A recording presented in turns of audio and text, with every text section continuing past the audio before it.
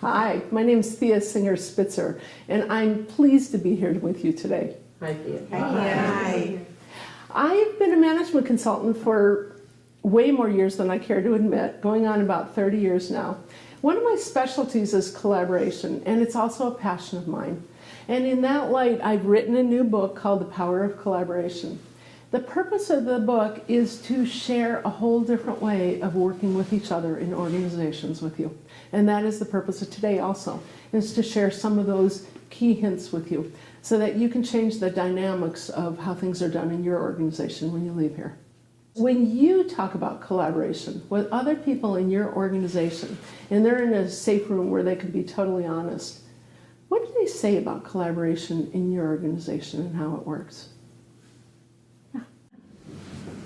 Well, in our organization, collaboration is necessary in order for us to get our product to the customer in a seamless, expected manner so that that customer is satisfied sufficiently to come back and do business with us again. Yeah, that it's how you do business today, is what I hear you saying, right? Anyone else? Different thoughts? Yeah. In our organization and in organizations in general, recently, it's become conventional wisdom to be a member of the group, part of the team, to collaborate. It almost seems like it's a necessary evil. So let me ask you to expand on that a little, if you would. Why necessary and why evil? Well, not everybody is comfortable working in groups or opening up, so to speak, and they see themselves as wanting to be individual contributors, and so being required or sometimes forced to be a member of a group or a team and behave as such seems unnatural. That's fair, and I think that is the experience of a lot of people in a lot of other organizations. Folks in your organization are not alone. When they're trying to work together, that's often the result. That's not the only feeling, though, of collaboration. And what I want to do right now is share a different kind of collaboration with you. I want to share an auditory example. Imagine, if you would, a renowned Dixieland band, and they're adding a new song to their repertoire.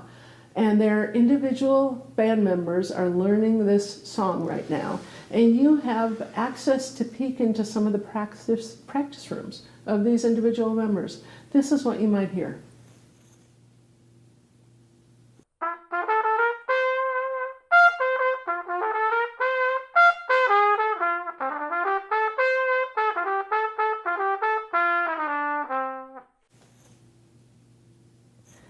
Clearly a very talented trumpeter. He knows his stuff. All right, now you leave that room and you go into another room, and this is what you hear there.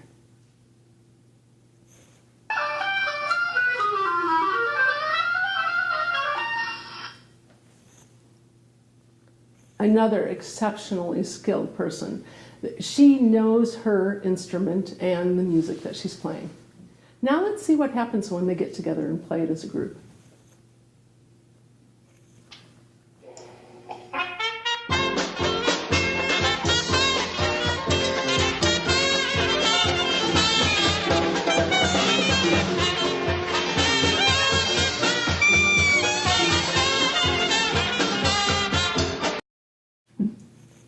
Anyone recognize the song? It is indeed. And it was a magnificent rendition of it. Magnificent not only because the musicians were so skilled and they knew their parts to it, but particularly because they didn't want to and try to make themselves as individuals shine. What they were trying to do was make the piece shine and the band shine. I want to switch topics with you slightly now and talk about Silicon Valley. Most of us are enticed to learn about what makes it tick, why there's so many companies in Silicon Valley that have become so successful, why Silicon Valley has made California the 6th largest economy in the world, not just in this country, but actually in the world. And the secret to their sauce, it's complex. They are doing a lot of things. They're doing a lot of things differently. part of what they're doing differently is their approach for how they bring people together to work together in their organization. I've spent a couple of years working with companies in Silicon Valley, experiencing how they work together and contributing to how employees there work together. And from that, I pulled some of the key practices and principles and put them together in my book, and that's what I want to share with you today. I didn't stop there, though. I went out and vetted it with 28 leaders. Leaders from Silicon Valley, from places like Facebook and Google, Intuit and Kaiser. People from organizations like that and other organizations that you haven't heard of, who are doing things differently from most organizations everywhere else, and doing things very similar to what the others of those 27 organizations are doing. And that is the foundation of this book. And what is at root of that is what I'm calling a collaborative ethos. Whereas in most companies, employees know that they receive the biggest rewards when they singularly fix a wicked problem, or when they come up with an idea that is the kernel, if you will, of that next new product. Those are the people that gain huge rewards in most organizations. In Silicon Valley, though, it's quite different. Employees bring their best thinking. They do their best thinking. They bring their best thinking to the table. And they know that they are going to leave that room with that best thinking looking very different. That group isn't very unlikely to pick Thea's solution, or they're very unlikely to pick Joe's idea and leave those things just in their original form. They're going to amalgamate those ideas, use their communal brains, if you will, and come up with an even better solution. And the employees know that that is what they're rewarded for. They experience it, and something electrical happens when they experience it, when you're a part of a group like that. And when you experience the bottom line results to the organization and how much more successful the organization is when employees are working together that way, and how much more fulfilling it is for the people to be working that way, then they become committed to collaboration. It becomes a value of theirs and not just a set of techniques that they're doing for a certain effect. And that's what creates the collaborative ethos. I'm going to share that with you today.